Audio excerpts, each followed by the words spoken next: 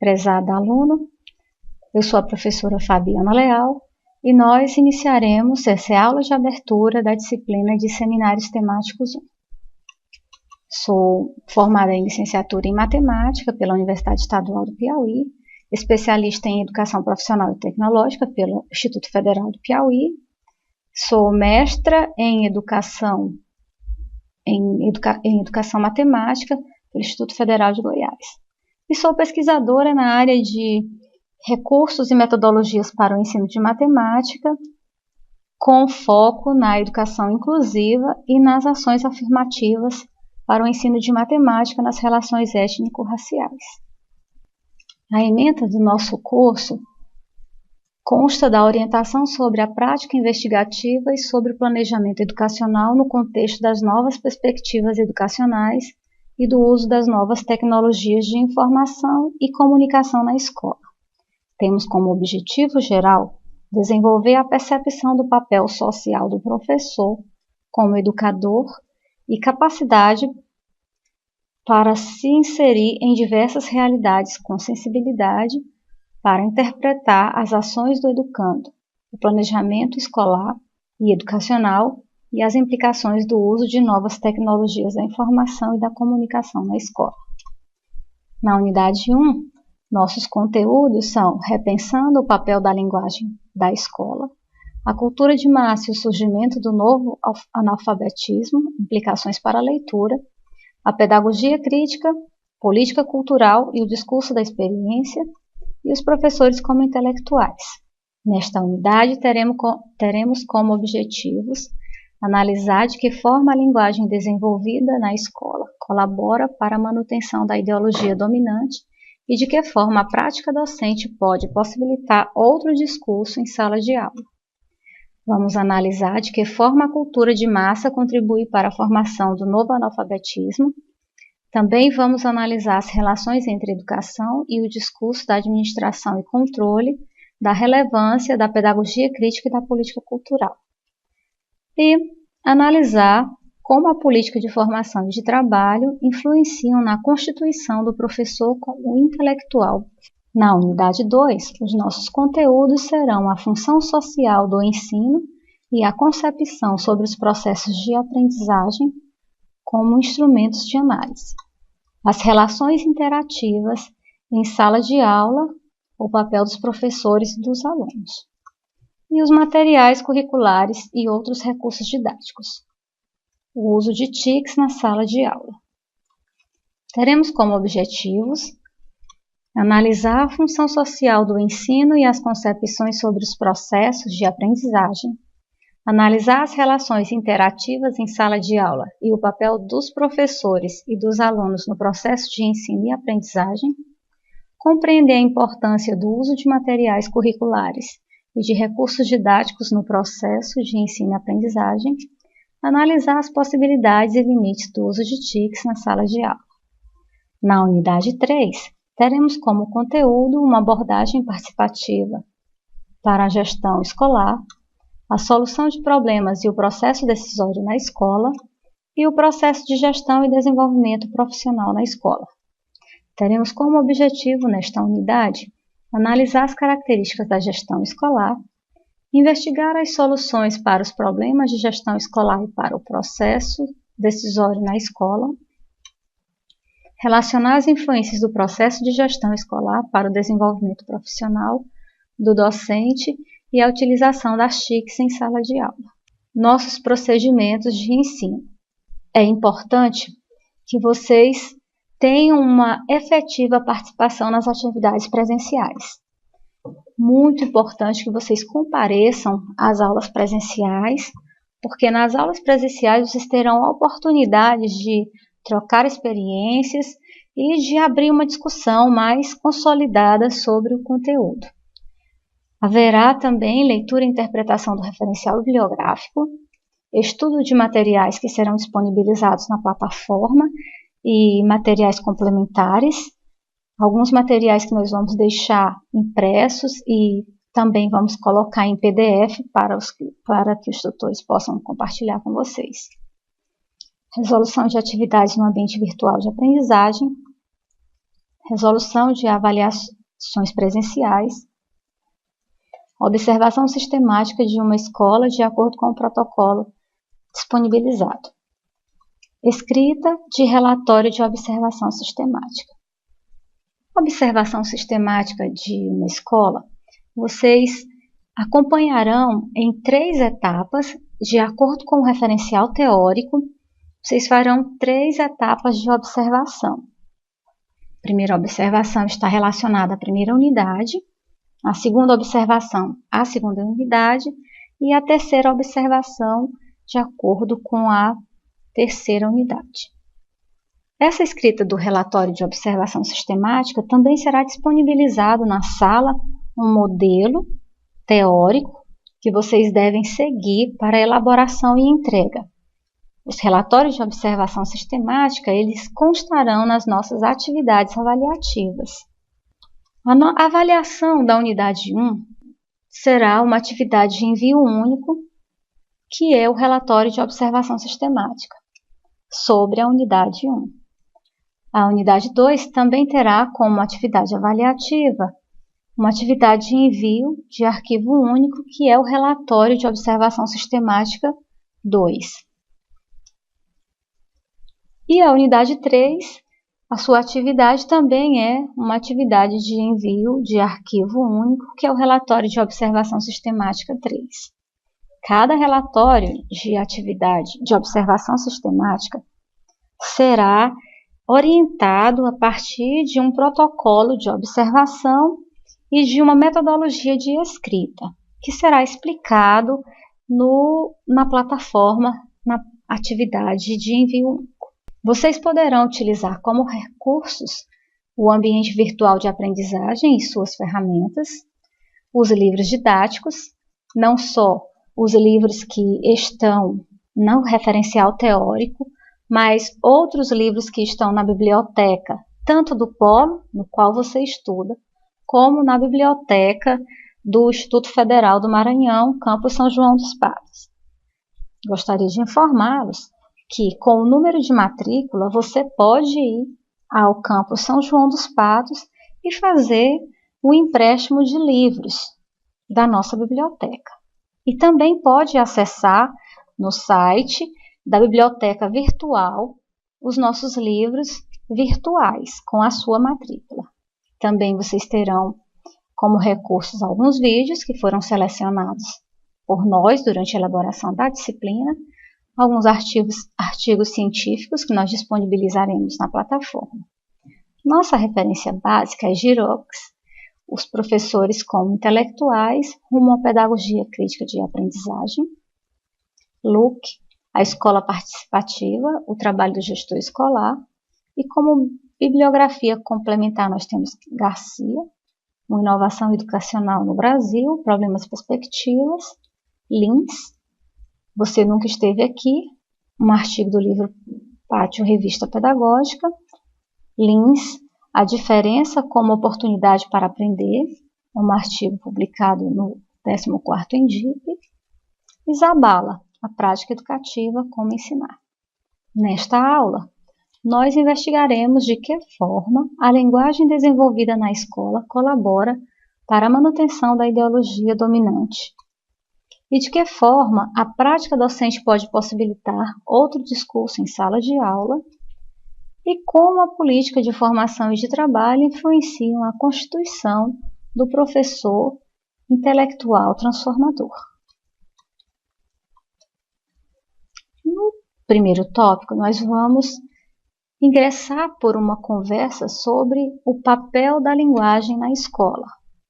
Teremos como objetivo específico analisar de que forma a linguagem desenvolvida na escola colabora para a manutenção da ideologia dominante e de que forma a prática docente pode possibilitar outro discurso em sala de aula. A escola ela se tornou um palco de discussões sobre a necessidade de formação para o trabalho. Nessa direção, comenta-se muito sobre as necessidades que a indústria demandam para a formação de profissionais e como a escola pode contribuir para a produtividade econômica. Nesse sentido, a relação entre escola e democracia, ela fica um pouco esquecida e um pouco deixada em segundo plano. O que, ao longo da história da escola, foi concebido como escolarização, que é um processo de formação global, tem sido substituído por algumas preocupações e interesses de especialistas na administração.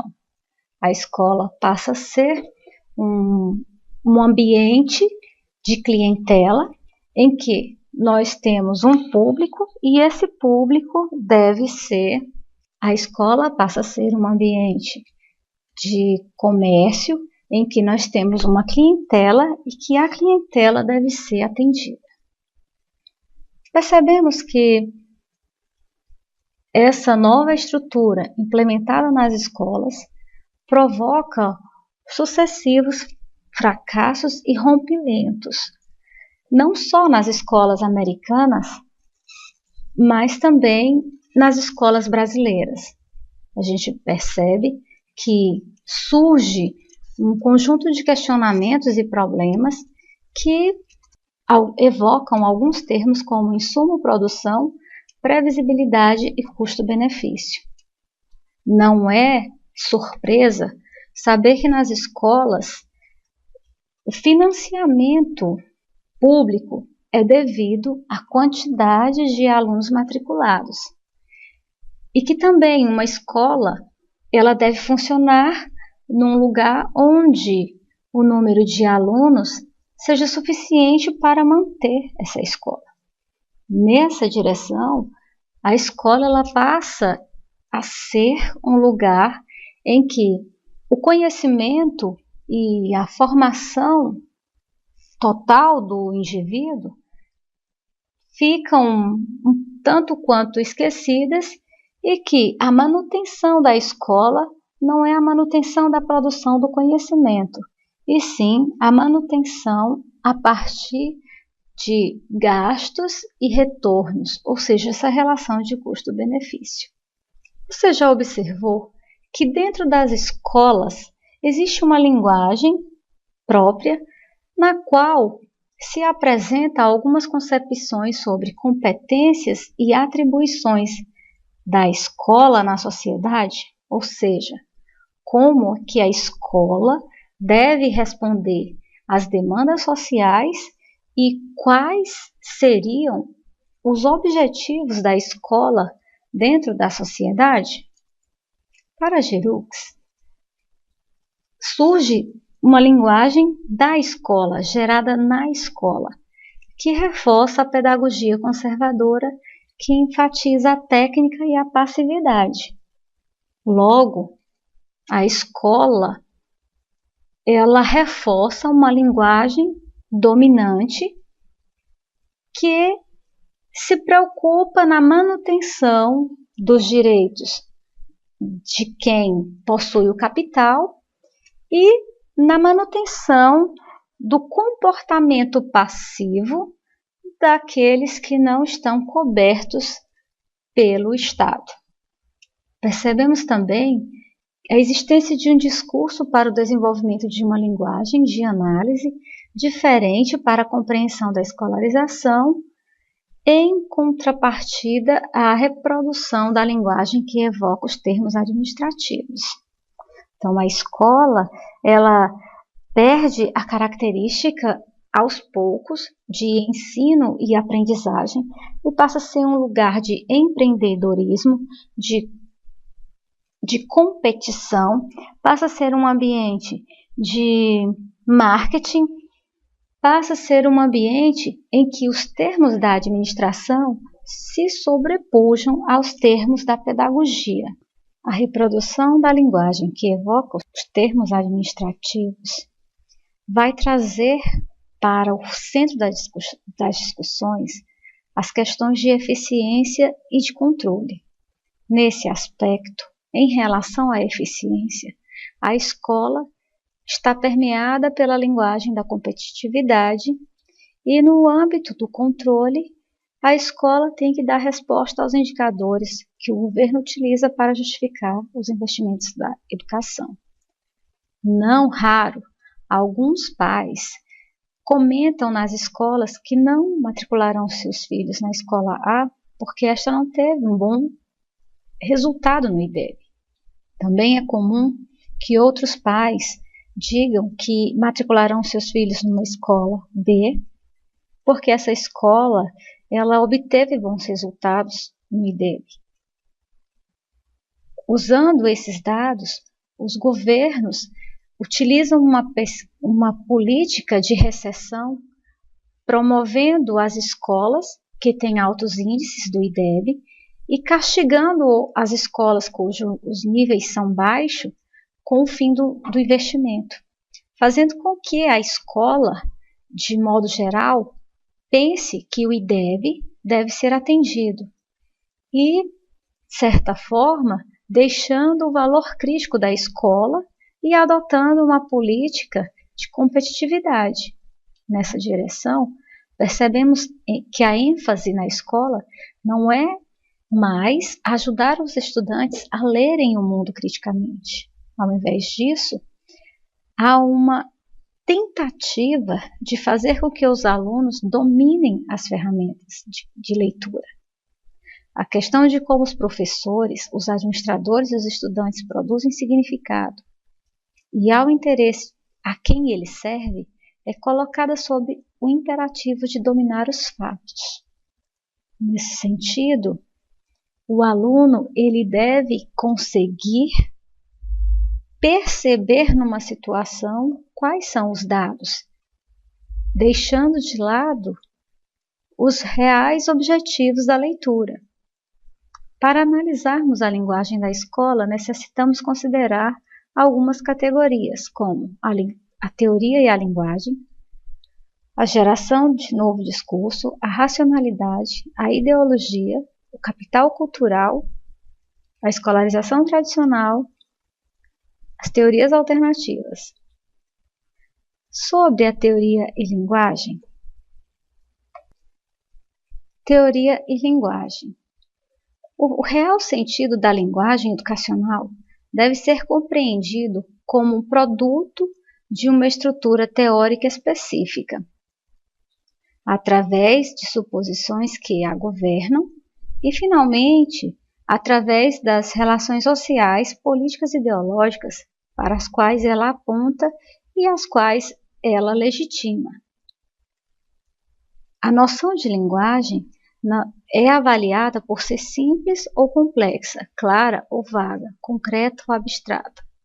Contudo, esta análise é vítima de um erro teórico. Ela reduz a linguagem a uma questão técnica, isto é, a questão da clareza. A escola, ela fica concentrada em uma leitura fundamentada no texto, em que os elementos textuais decidem o caminho da leitura. No entanto, a leitura é algo que está para além da codificação e da decodificação de códigos. A linguagem é algo para além da codificação e decodificação de códigos. A geração de um novo discurso exige um novo modo de análise acerca da escolarização. É necessário analisar e indicar os fracassos e as deficiências inerentes à visão tradicional da escolarização. É necessário revelar novas possibilidades de pensar e organizar as experiências escolares. Quanto à racionalidade, que se refere a um conjunto de suposições e práticas que permitem que as pessoas compreendam e moldem as suas próprias exigências e as dos outros. Ela também se refere aos interesses que definem e qualificam a forma como estruturamos e empregamos os problemas confrontados à experiência vivida. A racionalidade como construto crítico também pode ser aplicada aos materiais didáticos, tais como programas curriculares e filmes. A ideologia é um construto que se refere às formas nas quais os significados são produzidos, mediados e incorporados em formas de conhecimento, práticas sociais, experiências culturais. Também pode ser entendida como um conjunto de doutrinas, bem como um meio através do qual os professores e educadores dão sentido às suas próprias experiências e às experiências do mundo em que se encontram. Em relação ao capital cultural, ele representa certas maneiras de se falar, de agir, de andar, vestir e socializar que são institucionalizadas pelas escolas. Grosso modo, as escolas representam locais de instrução, porém, as escolas constituem um lugar de reprodução de cultura. Se observarmos, na escola aprendemos como nos sentar, hábitos iniciais de higiene, aprendemos alguns valores, a escola ela nos uniformiza, então dentro da escola nós temos uma maneira de vestir, não pode usar boné, não pode usar brincos. A escola ela não é apenas um lugar de instrução, ela também é um lugar de produção de cultura da sociedade dominante e onde essa cultura é aprendida. As escolas também são locais onde os estudantes experimentam a diferença entre aquelas distinções de status, de classe que existem, de status. As escolas também são locais onde os estudantes experimentam a diferença entre aquelas distinções de status, de classe. As escolas também são locais onde os estudantes experimentam a diferença entre as distinções de status e de classe que existem na sociedade mais ampla. Na escola existem algumas categorias que nós, professores, acabamos criando. Existem os alunos que nós categorizamos por descuido ou por imprevidência como os alunos melhores e também há aqueles alunos com muita dificuldade que inadvertidamente nós consideramos de alunos mais fracos. Mas essas atitudes fazem parte da escolarização tradicional, que é outro ponto importante na investigação sobre a linguagem da escola. A escolarização tradicional pode ser entendida como a concentração em questões referentes à maneira mais complexa ou eficiente de se aprender tipos específicos de conhecimento. Criar um consenso moral e oferecer modos de escolarização que reproduzam a sociedade existente. Se iniciarmos a aula de abertura, perceberemos que a escola adaptou a linguagem da administração com os termos de eficiência e, mais uma vez, a escolarização tradicional ela vem reforçar esse modelo de escola em que a administração sobrepuja a pedagogia. A escolarização tradicional está basicamente preocupada com questões de como fazer, não questionando as relações entre conhecimento e poder, ou entre cultura e política. Na escolarização tradicional, são ignoradas as questões relativas ao papel da escola como agência de reprodução social e cultural em uma sociedade dividida em classes. A partir do currículo, que é elaborado nos altos escalões da educação, de uma forma de homogeneizar o país numa base curricular comum, sob o discurso de que todos devem aprender a mesma coisa, as escolas, elas reproduzem uma cultura em que a sociedade dividida em classes permanece com as suas estruturas rígidas e sem muito avanço social. Algumas teorias alternativas precisam ser consideradas, como analisar as escolas como locais que basicamente reproduzem a sociedade dominante. Precisamos mudar o foco de visão e compreender a escola uma forma para além do romantismo clássico, de que a escola é neutra e que o seu papel é libertário e que a partir da escola mudamos as realidades. Precisamos educar os estudantes para torná-los cidadãos ativos e críticos, e não simplesmente trabalhadores. Uma observação dos parâmetros curriculares nacionais. Há uma indicação de formação para a cidadania e para o trabalho. Os aspectos dos PCNs que abordam a cidadania falam em preservação do meio ambiente, mas não falam em divisão de classe e igualdade entre cidadãos. Quanto à formação para o trabalho, os PCNs aprofundam no tema e gastam muitos argumentos em relação ao trabalho. Os PCNs aprofundam o debate na formação para o trabalho e que a escola deve preparar o trabalhador. As escolas devem passar a ser vistas como locais tanto instrucionais como culturais. É necessário perceber que as escolas não têm o papel simplesmente de formar cognitivamente os indivíduos.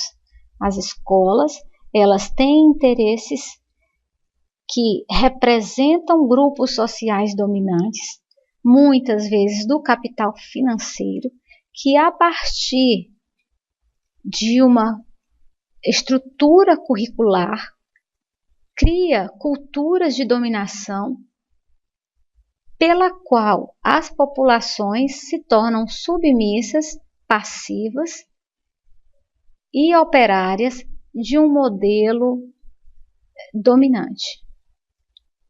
Professores, pais e outros, toda a comunidade escolar, devem lutar contra a impotência dos estudantes.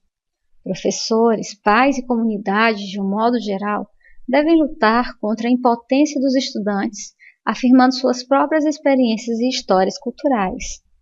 Paulo Freire tem uma frase muito conhecida quando ele reflete sobre o estudo de jovens e adultos e fala assim a frase: Eva comeu uva. Paulo Freire que critica os materiais didáticos, os livros didáticos, escritos em lugares totalmente diferentes, de realidades totalmente adversas. E Paulo Freire arremata: como Eva come uva, se Eva não conhece uva? Então nós professores, nós pais e comunidades, temos esse papel de trazer para a escola as histórias culturais e os valores das constituições das comunidades de guetos e das comunidades minoritárias. Os professores devem examinar seu próprio capital cultural e examinar o mundo no qual este beneficia ou prejudica os estudantes. Todos nós temos uma trajetória quanto constituição cultural e nós, professores, devemos explorar esse capital cultural, essa nossa história de vida, levando para a sala de aula, não só nas aulas das ciências sociais, mas as ciências matemáticas, evocando a etnomatemática. Algumas conclusões podem ser retiradas de toda essa nossa conversa. Somente a partir de práticas educativas e investigativas que analisem de que forma a linguagem desenvolvida na escola colabora para a manutenção da ideologia dominante, de que forma a prática docente pode possibilitar outro discurso em sala de aula, poderemos desenvolver na escola um espaço para a compreensão do papel da mesma. Nessa direção, a formação do professor na perspectiva crítica contribuirá para a formação de novo discurso na escola, capaz de valorizar a cultura de minorias e que agregue a história e a prática crítica. Também é necessário compreender que a escola não é neutra e que a sua função é a produção de conhecimento formal e escolar. E nesse conhecimento formal e escolar, o que é produzido não é para o simples desenvolvimento e o que é desenvolvido de conhecimento formal e escolar não é simplesmente para o desenvolvimento da tecnologia e da humanidade. Esse conhecimento formal e escolar apresenta um interesse individual marcado pela dominação, pelo poder e pelo capital. Necessitamos conceber a escola como uma construção social que agrega valores relacionados à cultura e ao poder e está ligada ao atendimento de interesses particulares. Na nossa atividade presencial, cujo título é Você Nunca Esteve Aqui, nós refletiremos sobre o papel da reprovação na escola e quais as suas implicações na trajetória escolar do discente. O texto Você Nunca Esteve Aqui, de Rômulo Campos Lins, traz para o centro da discussão a reprovação escolar e como nós, professores, agimos diante do fato inegável da reprovação. Adotaremos como procedimento a leitura do texto e, após a leitura, a divisão dos alunos em grupo para a discussão do mesmo e para que todos possam responder aos questionamentos disponibilizados pelo mediador tutor. Em seguida, os alunos devem apresentar seus posicionamentos diante dos questionamentos. O tutor guiará o debate a partir das questões propostas por mim. Essa atividade de abertura possibilitará a criação de um espaço para reflexão sobre a certeza matemática de que ela é inerrante e exata. As questões norteadoras para nossa aula são: na sua opinião, a matemática representa As questões norteadoras para nossa aula são: na sua opinião, a matemática representa um elemento de exclusão na educação básica? 2. Durante a leitura do texto, você se sentiu representado em algum dos parágrafos? 3. De 1996, que é considerado o ano da educação, até 2017, quando ocorreu a reforma do ensino médio e a aprovação da nova Base Curricular Nacional Comum, vamos construir um quadro dividido em duas colunas. Na esquerda, coloquemos os avanços e na direita os retrocessos. O texto 4 comenta o papel da reprovação na sala de aula. Vamos refletir sobre o papel da reprovação na sala de aula, quais as consequências que a mesma produz para a vida escolar do discente e que sugestões podemos apresentar para reverter esse quadro. 5. Vamos refletir sobre a persistência da reprovação em nossas escolas e sobre a existência da resistência ao fim da reprovação em ambientes escolares. Chegamos ao final da nossa aula de abertura. Bons estudos! É importante lembrar que a leitura do livro Os Professores como Intelectuais contribuirá para a reflexão sobre o papel que a leitura e o professor desempenham no processo formativo escolar e humano. Muito sucesso e um grande abraço para todos e para todas.